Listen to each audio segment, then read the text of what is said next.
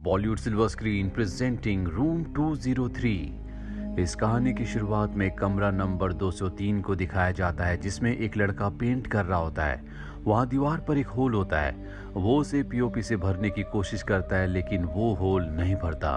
और तभी इस बिल्डिंग का केयर टेकर आता है। वो कहता है कि ये होल जिंदा है, इसे तुम भर नहीं सकते, इसके अंदर आत्माएं हैं जो भूखी हैं। पर वो लड़का उस केयर टेकर की बातों पर विश्वास नहीं करता। केयर टेकर वहां से चला जाता है और अब वो उस होल के अंदर हाथ डालता है। कोई उसका हाथ पकड़ लेता है और जब वो अपना हाथ खींचता है तो उसके अंदर से एक लॉकेट भी बाहर आता है, जिसे वो लड़का उठा लेता है। अब रात को उसकी दोस्त यहाँ पर आती है, जिसे वो घर पर लगी हुई एक पेंटिंग को दिखाता है। साथ ही उसे वो लॉकेट भी देता है, जिसे वो लड़की पहन लेती है। लेकिन लॉकेट पहनने के कुछ देर बाद ऐसा लगता है कि जैसे उस लड़की को किसी ने अपने वश में कर लिया हो। वो लड़की अपनी जान ले लेती है। वो लड़का जो उसके साथ होता है डर कर वहां से भाग जाता है। दिनों के बाद हम एक लड़की को दिखाया जाता है जिसका नाम किम है। वो इसी बिल्डिंग में, जहां पर फ्लैट नंबर 203 है, अपनी दोस्त इजी के साथ रहने के लिए आई है। यहाँ का ओनर इन दोनों को फ्लैट नंबर 203 देता है। जब ये उसके अंदर जाती है तो सामने इन्हें वही पेंटिंग दिखती है जो कि विंडो पर बनी होती है। ये उसे टच करने वाले होते हैं कि ओनर आ जाता है और कहता है कि तुम इसे टच नहीं कर सकती।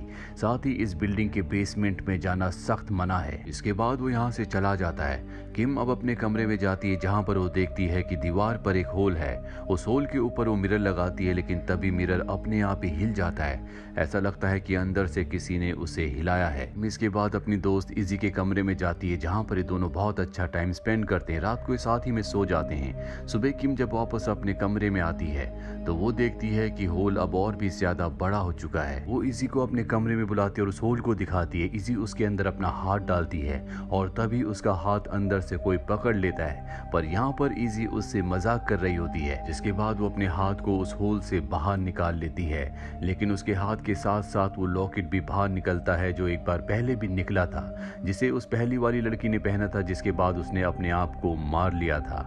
इजी को लॉकेट बहुत अच्छा लगता है और वो उसे पहन लेती है। रात को इजी का एक फ्रेंड घर पर आता है, जिसके साथ इजी बहुत अच्छा टाइम स्पेंड करती है। इजी बहुत ज्यादा ड्रंक होती है, इसीलिए वो बेहोश हो जाती है। उसका दोस्त विंडो के पास जाता है, जहाँ पर वही पेंटिंग होती है जिसे ओनर ने टच करने से मना किया था। वो उसे ध्यान से देखता है और तभी उसके पीछे से कोई निकल जाता है। उसे एहसास तो होता है पर वो देख नहीं पाता।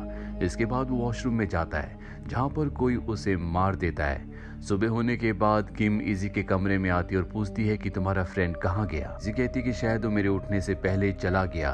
दरअसल इन दोनों को नहीं पता कि वो मारा गया और ना ही वॉशरूम में उसकी डेड बॉडी होती है।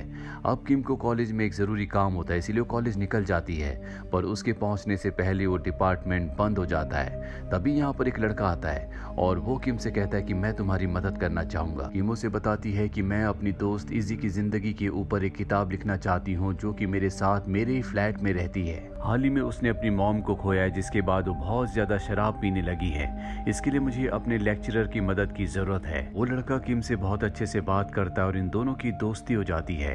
किम वापस अपने घर आती है, जहाँ पर एक बार फिर से वो उसी पेंटिंग को देखना शुरू कर देती है। वहाँ पर एक म्यूजिक बॉक्स भी होता है, जो ना तो किम ने और ना ही उसकी दोस्त इजी ने ऑर्डर किया था। उसके बाद किम अपने कमरे में जाकर सो जाती है। रात को अचानक से उसकी आंख खुलती है और वो उसी होल को देखती है जो दीवार पर होता है, और अब उसके अंदर से एक हाथ निकलता है, जिसे देखकर वो डर जाती है। वो होल के पास जाती है और तभी कोई जोर जोर से दरवाजा नॉक करना शुरू कर देता है। जब वो दरवाजा खोलती है तो बाहर इजी होती है, जो दरवाजे पर अपना सर पटक रही थी। दरअसल उसे रात को नींद में चलने की आदत होती है, इसीलिए उसे किम अपने साथ सुला लेती है। वह इजी पूरी तरह से नॉर्मल होती है। किम उसे उस लड़के के बारे में भी बताती है जिसे वो एक दिन पहले कॉलेज में मिली थी। किम इसके बाद कॉलेज जाती है, जहाँ वो अपने लेक्चरर से पूछती है कि मैं अपनी दोस्त की जिंदगी के ऊपर एक किताब लिखना चाहती हूँ, क्या मैं सही कर रही हूँ। उसके लेक्चरर कहते हैं कि अगर उसे कोई प्रॉब्लम नहीं है तो तुम लिख सकती हो। अब यहाँ पर इजी भी आ जाती है, जिसने वही लॉकेट पहना होता है जो होल के अंदर से बाहर निकला था।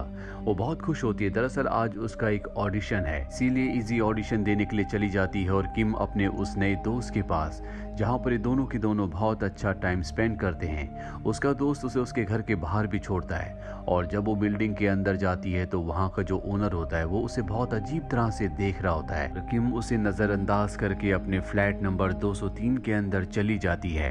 वो अपनी मॉम डैड को कॉल करती है, लेकिन वो उसका कॉल रिसीव नहीं करते क्योंकि वो उससे नाराज़ हैं, क्योंकि वो नहीं चाहते थे कि वो इजी के साथ रहने के लिए जाए।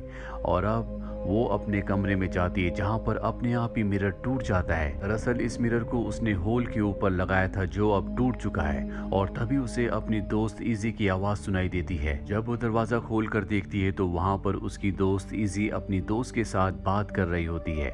इसके बाद वो सो जाती है। रात को अचानक से उसे आवाज़ें आती हैं, और जब वो बाहर जाकर देखती है तो इजी नींद में चलकर नीचे बेसमेंट की तरफ जा रही होती है। किम भी उसका पीछा करते हुए नीचे बेसमेंट तक जाती है जहाँ पर उसे इजी कहीं नहीं दिखती, पर जल्दी वो उसे ढूंढ लेती है। उसके हाथ में वही म्यूजिक बॉक्स होता है जो इनके फ्लैट में अपने आप ही आ गया था। वो इजी को होश में लाती है। इजी डर से कांप रही होती है। किम कहती है कि तुम्हें शराब पीने की आदत को छोड़ना चाहिए, ये सब कुछ शराब पीने से हो रहा है। इजी कहती है कि मैं आज के बाद कभी भी शराब को हाथ नहीं लगाऊंगी। किम अगले दिन अपने कॉलेज के नए दोस्त को ये पूरी की पूरी बातें बताती है। वो कहता है कि हमें नीचे बेसमेंट में जाकर देखना चाहिए कि वहाँ पर ऐसी कौन सी चीज है कि लिजी अपने आप ही नीचे खींची चली गई। और ये दोनों के दोनों किम के फ्लैट में आ जाते हैं जहाँ पर ये देखते हैं कि बिल्डिंग का जो ओनर है वो इनके घर पर है और उस पेंटिंग की सफाई कर रहा होता है जिसे छूने के लिए उसने मना किया था। वो किम से कहता है कि मैंने कहा था कि तुम बेसमेंट में नहीं जाओगी, रात को तुम अपनी दोस्त के साथ बेसमेंट में गई थी, आज के बाद ऐसा नहीं होना चाहिए।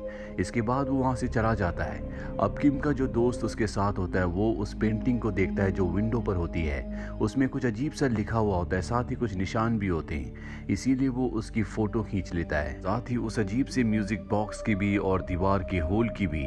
जिसके बाद ये सभी पेंटिंग्स को, सभी फोटोज को इंटरनेट पर डालकर सर्च करना शुरू करते हैं। इन्हें पता चलता है कि जो विंडो पर पेंटिंग है उसमें जो अजीब भाषा में लिखा हुआ है, ऐसी भाषा हजारों साल पहले इस्तेमाल की जाती थी। ये लॉकेट की भी फोटो इंटरनेट पर डालते हैं जिससे इन्हें पता चलता है कि इसी फ्लैट नंबर 203 में पहले भी कई लोग आकर रहे हैं जो अचानक से गायब हो गए। इन्हें कुछ भी समझ में नहीं आता और ये दोनों के दोनों सो जाते हैं। अगली सुबह किम एक आदमी के घर जाती है जो उसी बिल्डिंग में रहा करता था। वो उससे फ्लैट नंबर 203 के बारे में पूछती है। वो बताता है कि पहले वहां पर एक फैमिली रहा करती थी जिसकी पत्नी प्रेग्नेंट थी। एक दिन वो आदमी अपनी पत्नी को नीचे बेसमेंट में ले गया। उसने खुद ही अपनी पत्नी की डिलीवरी की, जिसके बाद उसकी पत्नी मारी गई और उसने खुद अपने आप को भी मार दिया, पर बच्चा बच गया था। और उस बच्चे का क्या हुआ, वो कहाँ चला गया, किसी को कुछ पता नहीं चला। हैरानी की बात तो ये थी कि बिल्डिंग में सभी लोग मारे गए थे। इसके बाद किम वापस उसी बिल्डिंग में आ जाती है। जब वो अपने फ्लैट में जाती है तो देखती है कि उसकी दोस्त इजी वहां पर शराब पी रही है। वो कहती है कि तुमने वादा किया था कि तुम शराब नहीं पियोगी। इजी कहती है कि मुझे पता चल चुका है कि तुम मेरी जिंदगी के ऊपर एक किताब लिख रही हो, तुम मेरी दोस्त नहीं हो, तुम मेरा फायदा उठा रही थी, इसीलिए तुम मेरे साथ हो। इजी को समझाने की कोशिश करती है, उससे माफी भी मांगती है, पर इजी उसकी कोई बात समझने के लिए तैयार नहीं है। वहीं दूसरी तरफ किम के दोस्त को दिखाया जाता है जो एक चर्च में जाता है जहाँ पर उसे वैसी पेंटिंग दिखती है जैसे कि किम के फ्लैट के अंदर है। उस पर उल्टा क्रॉस का निशान भी होता है। वो उस पेंटिंग के बारे में और भी सर्च करता है जिससे उसे पता चलता है कि पहले ये एक गॉडेस थी जिसके बाद उसे डीमन बना दिया गया और अब वो लोगों की आत्माओं को खाती है, वही उसका खाना है। सारी बातें जानने के बाद वो किम को कॉल करता है लेकिन किम उसका कॉल रिसीव नहीं करती। वो किम को वॉइस नोट भेजता है। वहीं दूसरी तरफ किम को दिखाया जाता है जो बहुत ज्यादा परेशान होती है और दीवार के उस होल को तोड़ने लगती है क्योंकि हर दिन वो बड़ा हो रहा होता है। और तभी उसके अंदर से हाथ निकलता है जिससे वो डर जाती है। पीछे से इस बिल्डिंग का ओनर आ जाता है और उसे पकड़ के बेहोश करके बांधकर अपने साथ अपने फ्लैट में ले जाता है और अपने मॉम डैड की फोटो दिखाकर उसे बताता है कि दीवार के पीछे होल के अंदर जो डीमन रहती है उसी के पास मेरे माता पिता हैं।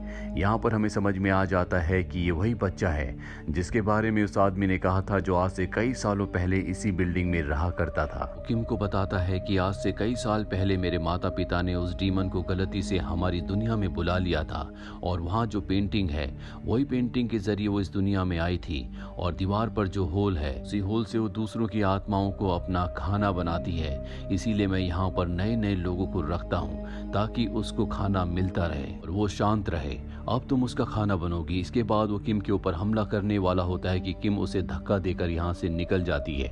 किम का दोस्त भी अब बिल्डिंग में आ चुका होता है। किम को ढूंढने के लिए उसके फ्लैट में जाता है, पर वहाँ पर इजी होती है जिसे डीमन ने पूरी तरह से अपने कब्जे में कर लिया होता है। वो उसे धक्का देकर उसके ऊपर बैठ जाती है। किम कुछ देर बाद जब यहाँ पहुंचती है तो देखती है कि उसका दोस्त मारा जा चुका है, यानी कि डीमन ने उसकी आत्मा को अपना खाना बना लिया है।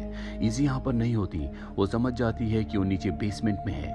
वो उसे ढूंढने के लिए नीचे जाती है। घर का जो ओनर होता है वो भी उसका पीछा करते हुए बेसमेंट तक पहुंच जाता है। उसके पास गन होती है जिससे वो किम को मारने वाला होता है। तभी उसके पिता की आत्मा, यानी कि ओनर के जो पिता जो सबसे पहले उस डीमन का शिकार बने थे, उनकी आत्मा अपने बेटे की गन को कंट्रोल करके उसी के सिर पर लगा देती है, जिससे वो खुद अपने आप को गोली मार देता है और उसकी मृत्यु हो जाती है।